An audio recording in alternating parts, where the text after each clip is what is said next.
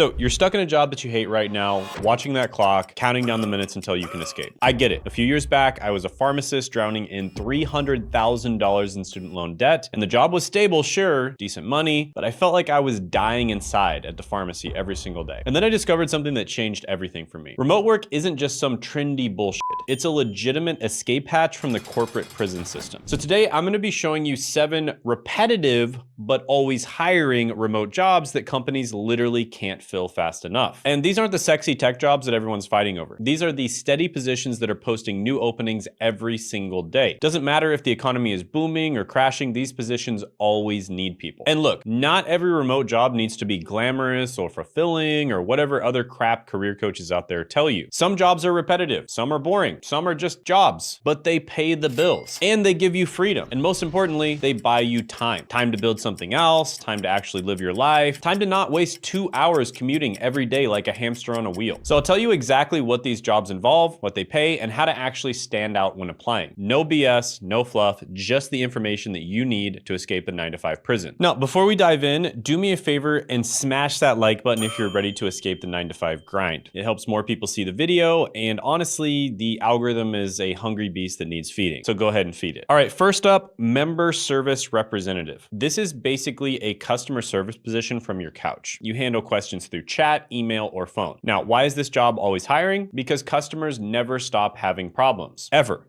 People are constantly confused and pissed off about something, especially in the US. And can you hardly blame them? Insurance companies, banks, subscription services, they're always hiring for this. The demand is insane. And the job is simple. Answer questions, solve problems, follow a script, that's it. Nothing fancy needed. And the pay is around $45,000 to $49,000 a year. It's about $22 to $24 per hour to sit at home in your pajamas. And I found this woman who got a customer service position at Williams-Sonoma after directly calling them when they didn't respond to her application. And they hired her the next day. They brought her on temporarily, but kept her permanent because they were so impressed with her. And that's literally the bar. They just hired her because she did that one call. Now to stand out, first put any customer service experience on your resume. Retail counts, babysitting counts, hell, even helping your grandma with her computer counts, okay? This is something that people get confused about all the time, but any type of work that you've done, you can put it as experience. Second, copy paste the exact words from the job description into your resume. These companies often use software that scans for matching keywords, and most applicants are too lazy to do this. This is also known as the applicant tracking system, or the ATS. And just simply doing this, just simply submitting the words that are in the job description into your resume is going to give you a massive advantage. Third, grab a Coursera customer service course. It's like $59 and it makes HR think that you actually give a damn. And you actually don't even need to technically complete the certificate, although you probably should at some point. You can just put that you are taking it on your resume, and that's going to be a lot better than most people. And HR actually respects Coursera because they partner with companies like Google, IBM, Meta, etc. And you can check out the links down in the description in the pinned comment below for all the different certificates that I recommend for this job and all of the other jobs in the video. And the best part, when your shift ends, you're done. No taking work home, no boss just checking in at 9 p.m., none of that. All right, next job is help desk support staff. So in this job, you're basically the person who helps to fix basic tech problems. Resetting passwords, troubleshooting why Karen can't connect to the printer, that kind of stuff. And sometimes you'll be working with people in the company, so your coworkers, and other times you'll be working with customers. But companies are absolutely desperate for these people because technology breaks constantly, and most people, for whatever reason, just don't know how to deal with tech. Now the pay is about $48,000 to $56,000 a year. That's about $23 to $27 per hour to tell people to try turning it on and off again. And here's the secret. Many help desk jobs hire based on personality, not experience. So I saw this comment that cracked me up. Some help desk jobs hire based on having a pulse, personality being a nice bonus. And that's pretty accurate. They'll train you on their systems. They just need someone who won't make customers cry. And I know someone who couldn't get callbacks for help desk jobs until he fixed his garbage resume. After a few tweaks, he landed a job within 2 weeks. So to stand out, focus on communication skills more than tech skills. Companies can teach you the tech stuff, but they can't teach you how to not be an asshole to customers, even if they're being an asshole to you. And include any experience, even if it's just helping your technology challenged relatives with their computers. That counts more than you think. So you could basically say that you were a local IT consultant. You're not technically lying. Now, there are some free courses and resources on how to get into IT help desk. Again, I'll put that in that very same link down in the description and the pinned comment below. So check that out. And the best part about help desk, downtime between tickets. That's time that you can use to build your side hustle or just watch Netflix with the volume low. All right, next one on the list is going to be a virtual assistant. Yes, I know every remote job list has this, but there's a reason for that because it's almost always hiring. And every entrepreneur and their mom and their aunt need help managing their chaotic business life. So you're basically like someone's digital butler, handling emails, scheduling meetings, doing research, whatever random tasks they throw at you. And small business owners, entrepreneurs, and executives hire VAs because they're drowning in administrative bullshit that they don't want to do. So pay starts around $15 an hour, but it can hit $30+ per hour once you're not completely clueless. And especially if you choose to specialize in a particular type of business model. So for instance, you could be a VA for e-com business owners. Now, as someone who runs a business myself, I can tell you that good VAs are worth their weight in gold. Most of us would rather pay someone $25 an hour than waste our time on tasks that we hate. And business owners don't need some VA superstar with a Harvard degree. They need someone who can follow basic instructions and occasionally use their brain without being asked. So what can set you apart? Well, create a simple website showcasing your skills, use Canva and a free website builder, and this immediately puts you ahead of the 500 other applicants that are sending the same boring resumes. And the beauty of VA work is you can start with just one client for 10 hours a week, then stack clients until you're making a full-time income without a boss breathing down your neck. Now, by the way, let me know in the comments below which of these jobs sounds the most interesting to you, or if you've worked one of these jobs before, share your experience. All right, next up is care coordinator, and these are the people that help manage patient care plans for healthcare companies without that nasty hospital smell. Ew. So you manage patient care plans remotely, making sure people don't fall through the cracks of our broken healthcare system. So you'll schedule appointments, follow up with patients, and play referee between doctors and insurance companies who are trying to avoid paying for anything. Now, healthcare is exploding and they can't hire these people fast enough. There are over 1,000 patient coordinator remote jobs on LinkedIn right now because our healthcare system is a damn mess. And it pays around $52,500 per year, which is about $25 per hour to essentially be the only competent person in the healthcare process. Okay, not the only competent person, but I'm sure I'm not the only one that's frustrated with healthcare in the US. Now, some jobs want medical experience, but many will train you if you can demonstrate basic organization skills and the ability to not lose your shit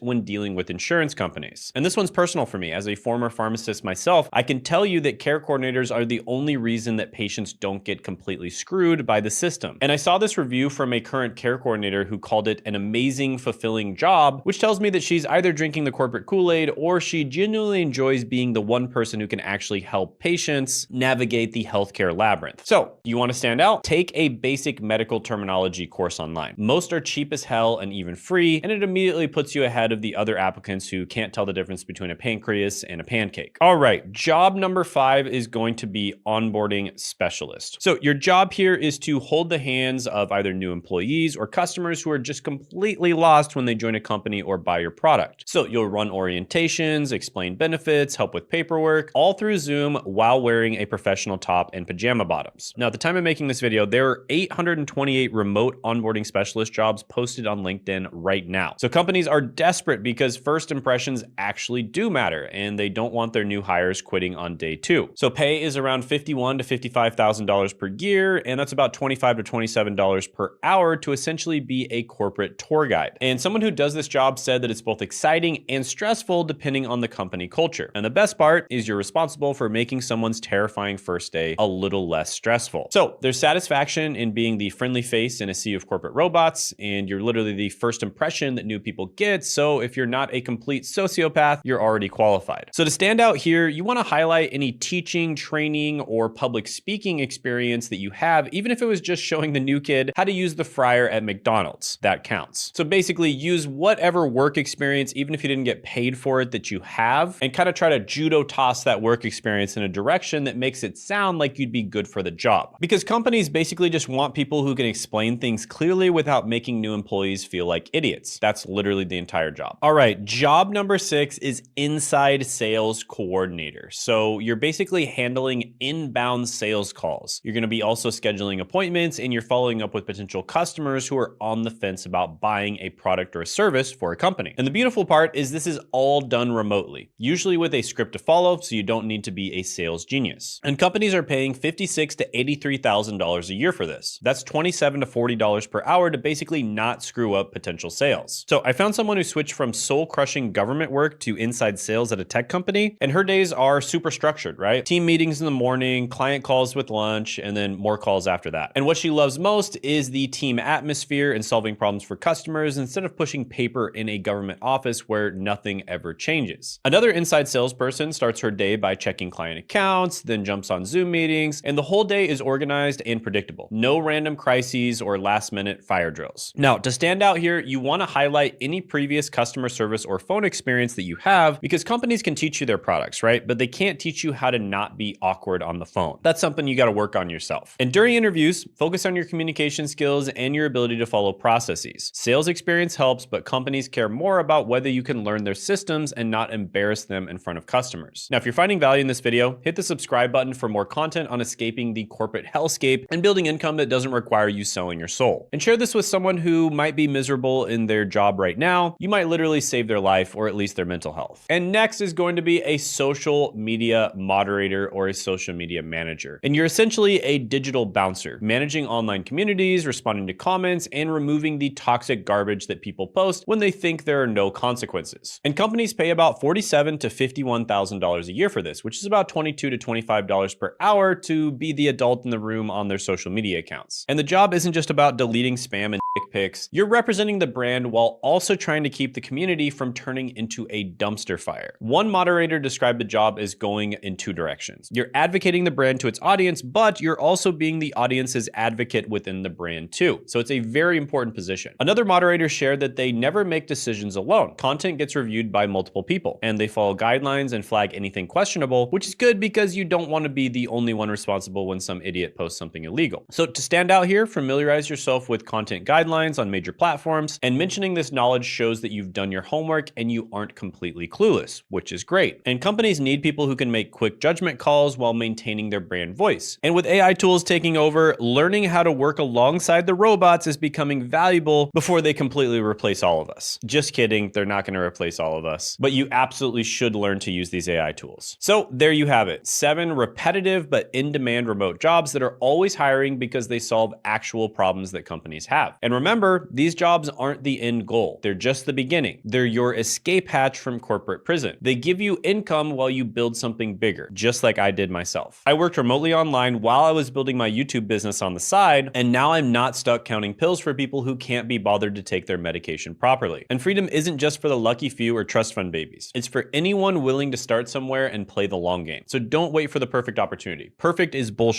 It doesn't exist. Start with one of these jobs, get your foot in the remote work door, then build from there. While everyone else is still commuting 2 hours a day and complaining about their boss, you can get your foot in the door and start working remotely and gain a level of time, location, and financial independence that probably 80% of people don't have. And your future self will thank you for taking that first step today instead of waiting for permission to live the life that you actually want. Now, for those interested in how to do this, we do have a free guide, which I'll put down in the description and the pinned comment below, that will help you to actually land these jobs. So definitely check that out. And if you found this video helpful and you want more, check out my video on 10 boring but stable remote jobs that pay $30+ per hour for even more options to escape the rat race. And you can check that out by clicking right here.